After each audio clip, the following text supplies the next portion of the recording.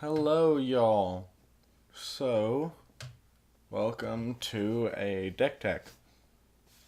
This is a very, very, very exciting deck. It's a deck that I was trying out a while back and I really liked, and I decided to come back to it and actually really get into it because it's really my favorite deck ever in Modern. So here we have actually two different versions of this deck. Technically, they're kind of different decks, but I'm calling them different versions of the same deck because they essentially do the same thing. So we have Izzet Prowess and Jeskai Prowess. Izzet Prowess is blue-red and works around the keyword Prowess. And Jeskai Prowess does the same thing using Prowess creatures, but adds in white with the blue and the red to give some more variety, and you can play some more cards that make it a bit more viable as a consistent deck and being able to consistently win, have more control options, all that stuff. So let's get into it first with Izzet Prowess. This is, I'll call this a budget deck. It's a budget version of even the Izzet deck. To optimize this, it's the land base, as always. You would play the fetch and shocks, or if you are like me and don't believe that it's really necessary in two colors to have fetches, you would play the shocks and the fast lands.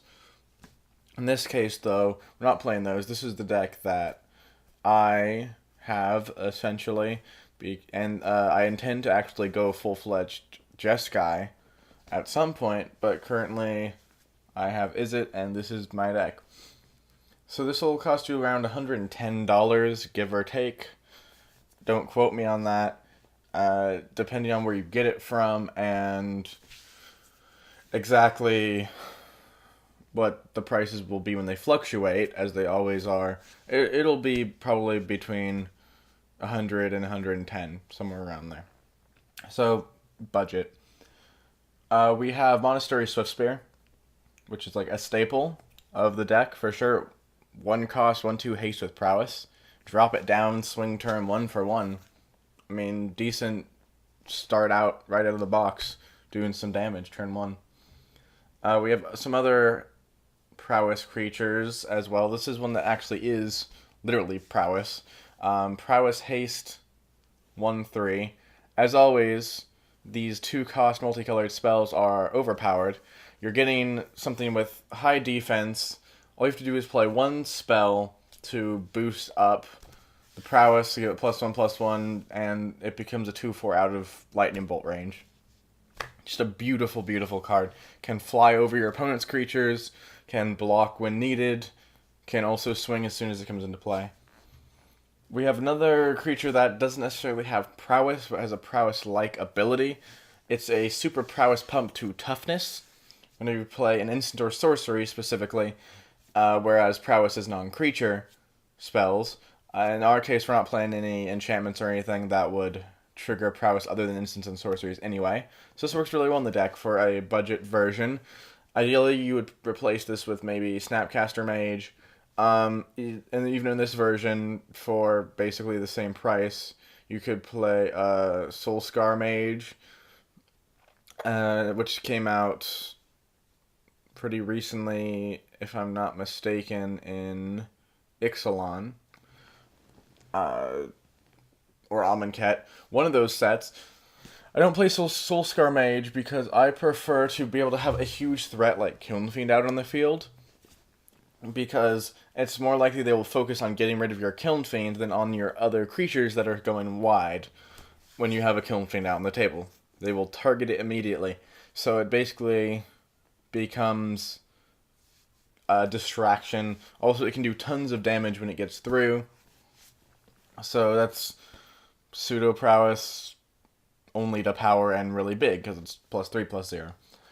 Young Pyromancer does not have Prowess, but just interacts really well with instants and sorceries. Creates a 1/1 elemental creature token. Whenever you cast instant or sorcery. Allows you to go wide when you need to. Allows you to have chump blockers when you need to. You can use an instant to get a blocker when you're all tapped out on your creatures, stuff like that. In our instants and sorceries, we have our draw cards. We have Serum Visions, draw cards, Scry 2.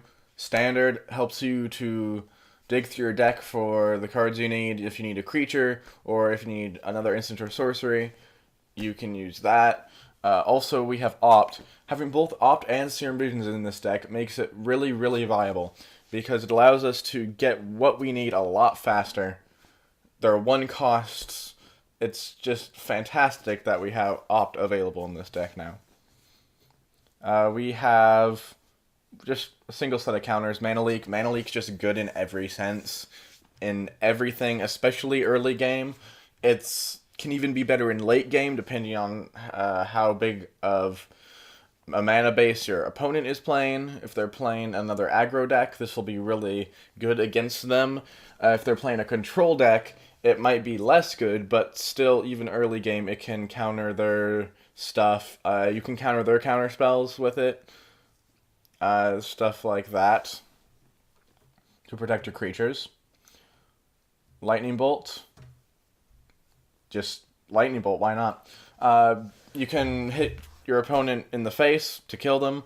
You can deal damage to their creatures to remove them. Versatile, great one cost. Gut Shot is one of our free spells. So we have a couple sets of free spells in here where, since it has a Phyrexian mana cost, in this case a red Phyrexian mana cost, can either be paid with 2 life or a red mana. So it simply just deals 1 damage to target creature or player. Doesn't do very much. It can get rid of a little due to toughness. It can just deal additional damage to the opponent's face. This is definitely one card I would replace immediately with getting some better cards that are not budget. And overall, it works just to pump really well, and can be a surprise because you can use it when you're tapped out. So it's helpful for that. Just pumps up the prowess. Mutagenic Growth, another one of our free spells, the other free spell. This time it's green, so it can be paid with 1 green mana or 2 life. And it pumps a creature +2/+2, which is fantastic. And pumps prowess on all of the creatures. So basically, for 2 life or 1 green mana, you're pumping all of your creatures +1/+1 and a single creature +3/+3. So, how about that? Fantastic. The last of our instant and sorcery is Temur Battle Rage. Temur Battle Rage gives a creature double strike, and if Ferocious triggers, which means if you've pumped them up prior to casting Temur Battle Rage on them, they also gain trample. So it's good when you need to get damage through, trample over them. Since it's an instant, you can do it in the middle of battle when they don't block something to hit full in the face or to kill something and trample over it and kill your opponent. You can use it in a couple different ways. It's a finisher. Overall, that's why there's only 2 in the deck. So it's not really as necessary as the other cards like the Counterspell or the Lightning Bolt. If really needed to, you could take out a Gut Shot and put another one if you're not getting it enough, and it would really help you out. Something like that. So that's it for this budget version, or just Izzet Prowess in general. Now we're going to go look at Jeskai Prowess. Jeskai Prowess is the version I prefer overall, even though it can be stressful to play. Where the heck is it? It's a 3-color deck, so I'm kind of stressed out about mana bases in general. So anything I play that's over 2 colors is like, oh my goodness, how do I build this mana base? So I've just kind of played around with it, played several games with it to figure out how my lands would best be distributed. It could be possible that I don't have enough basics. I don't know. I'm not good at 3-color mana bases. I've tried looking at some, and I'm playing this kind of really differently in some ways from some other people who play Jeskai Prowess. I like my build overall, though, and it works. It definitely does work. It is going to cost you, depending on how you build it, though, $250 to about $990. So, let's say $650 to $1,000. Because of the lands and Snapcaster Mage. If you don't play Snapcaster Mage, you'll be more around the $650 mark. And if you do, Snapcaster Mage will cost you like $200 and a half, $300, somewhere around there dollars. So it's you really don't need the Snapcaster Mage. You don't have to play it. You could also play Snapcaster Mage in Izzet Prowess as well, and boost up the deck by $300. Thus, it wouldn't be budgeting more, but it would still be Izzet Prowess. So let's look at our creatures for this version. We have Monastery Swiftspear again, of course, because it's just so good to play. I do see as well. I do see the Stormcaster Mage, the 1/3 flying haste creature. I do see that in this deck as well. I was playing it in this deck, and it's nice to have the flyer, especially to be able to block flyers. But overall, I think I have enough removal in this deck. They don't have to worry about having to block flyers. I was only playing 2 of them, so flying wasn't necessarily the reason I had them. It was just good to be a haste creature and be able to attack with flying. So I kind of replaced them with Seeker of the Way. Seeker of the Way is one of our white additions with plain white. I don't see a lot of people play this, but I think they really should, because this is fantastic in this deck, because if you end up getting your board cleared or something and you need to gain back some life from being hit a whole bunch, or if you've fetched and shocked a whole bunch and you're playing against something like Burn, you don't have to worry about life quite as much, because you have lifelink on this creature whenever you cast a non-creature spell. And it's also a 2/2 for 2, which is just fantastic as in general. Always a bear is fantastic. So I like Seeker of the Way. I was playing 2 initially, and then I went up to 3 because I really like the fact that I can gain a whole bunch of life off of Seeker of the Way. So that's why I'm playing him. Highly underrated card, I think, if people aren't playing him. Monastery Mentor, other Prowess creature. This is the reason to play white in this deck, is because this is about the best Prowess creature ever printed. A 3-cost 2/2 with whenever you cast a non-creature spell, you put a 1/1 white monk creature token with Prowess onto the battlefield. Not just a 1/1 white monk creature token, but it has Prowess as well. So you play Monastery Mentor turn 3. Turn 4, you play like 3 spells. You already probably have a Swiftspear on the table and maybe a Young Pyromancer. You're getting tokens from the Mentor and the Young Pyromancer. Turn 5, you're probably swinging for game, because you have multiple monks and with Prowess elementals. You have a Swiftspear. You might have a second Swiftspear by that time. You might have somebody to play a Snapcaster Mage to flash back one of your instants or sorceries. I mean, this deck is just ridiculous once it gets going, and it gets going really quickly. And reason to play white, Monastery Mentor. That's the only reason you need, despite if you're playing Seeker of the Way or Path to Exile, which I think you should be playing Path to Exile on this deck, at least a few copies, because it's best removal spell ever. Speaking of, if I didn't go over Young Pyromancer, creates elemental creature tokens. Do I have a... Yeah, just give me a second. Yes, okay, I already went over Young Pyromancer then, probably, because he's in the other deck. So between Young Pyromancer and Monastery Mentor, you have infinite chump blockers, pretty much.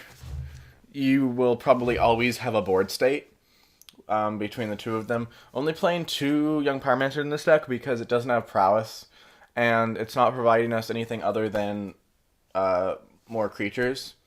Even though it's a good creature, I think 2 is just fine to play in this. You don't need a full 4. Mainly, you need a full 4 in the other deck to fill it out, and since you don't have the Monastery Mentor, it's helpful to have all 4 of those to get more creatures out.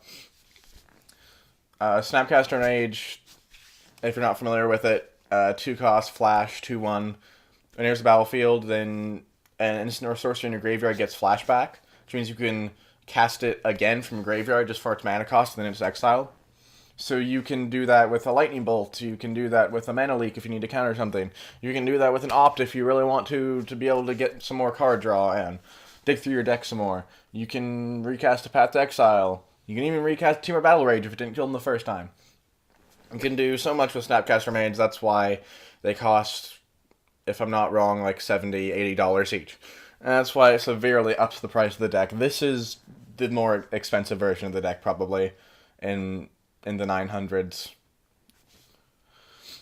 Ignore Kirby timeline with Star Allies review. That's not important. If I probably hadn't pointed it out, you might not even notice it. Anywho, Lightning Bolt, as you saw in the other deck. Mana Leak, as seen in the other deck. Opt, also as seen in the other deck. A lot of shared cards here. Temur Battle Rage, same number, still a finisher, as seen in the other deck. There is a couple of different cards here, though, that is... This is a debate for me between having free spells and having good spells, essentially. Having the Path to Exile, there's just so much removal in this deck that I don't think you need those extra free spells to push through, because you can keep the board relatively clear on your opponent's side and actually get damage through without having to have more damage from mutagenic growth or, you know, additional free spells. Also, since you're playing fetches and shocks in this deck, having those free spells and paying life for them would be a huge drain on the life total. And yes, I can fetch out basics, or I can fetch things in tapped, but for the most part, I don't fetch things in tapped because I want to have every single land up at every single moment that I can to play a Swift Spear, or to play an instant or sorcery. So I want to have everything up, so thus having the free spells would make it a lot more difficult with how much you would drain life. And so that's why I'm not playing Mutagenic Growth or Gut Shot in this deck. Also, I think the slots are better used with Path to Exile and these other two pairs of spells. Lightning Helix, 3 damage to target creature and or player, and you gain 3 life.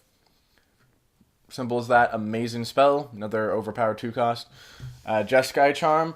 I don't see too many people playing this, but I think it is just fantastic in this deck because it gives you so many options. You can stall your opponent by putting one of their creatures on top of their library. You can deal them damage directly. You can also pump all your creatures +1/+1, which really is +2/+2, and give them lifelink, gain tons and tons of life. If that doesn't kill your opponent, well, it'll be a lot harder to kill yourself because you have a lot more life now, if you've gained, 8 life that turn. So, Serum Visions as well. The difference here in the land base is the most different part of the deck, apart from the additions of the white cards. Because where we're playing Fetchers and Shocks here, we are playing City of Brass and Sheevan Reef in the other deck, and that's about it. Here we have this mess of lands where we have, 1-ofs, 2-ofs, 3-ofs, and I see people playing all 4 Scalding Tarns because this is really red-blue with a splash of white. I am playing more white than probably other people are because I'm playing the Helix, the Charm, the Mentor, the Seeker of the Way, and the Path. So I am actually probably heavier in the white than most people are. That's why I have only 3 Scalding Tarns and 2 Hallowed Fountains and 2 Flooded Strands, and then just 1 Sacred Founder. You can look it over yourself. I'm not going to go through every single land. Basically, they're just Fetches and Shocks of various types. There's the actual list, if you wanted to see the list like that. There's the Izzet list.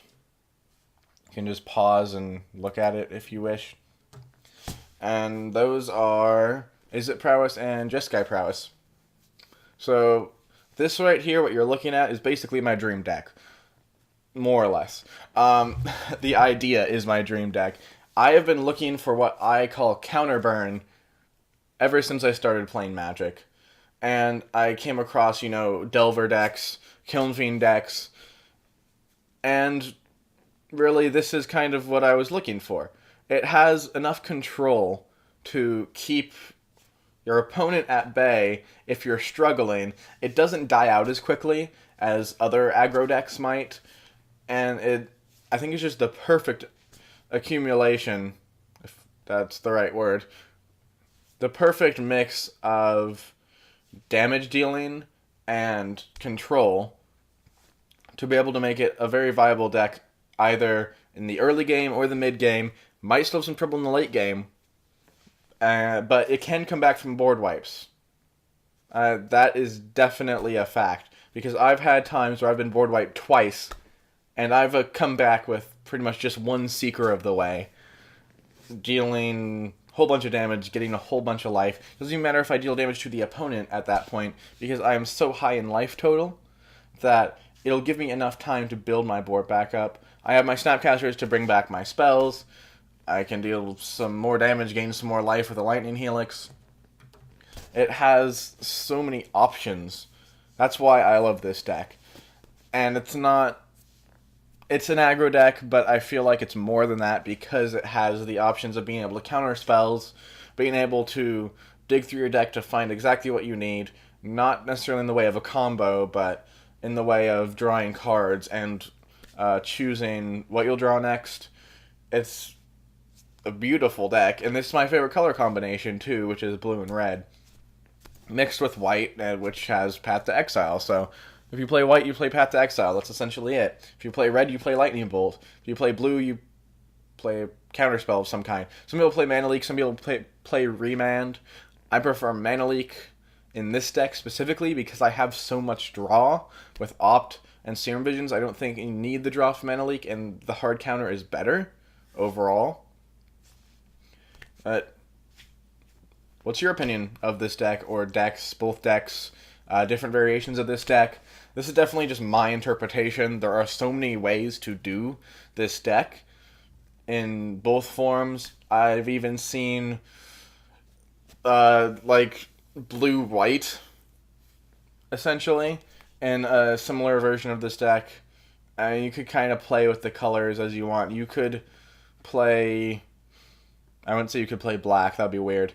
You could play green, technically, if you wanted, and make it Teamer Prowess instead of Jeskai Prowess. Just play, the Uvelmold card, whatever that's called.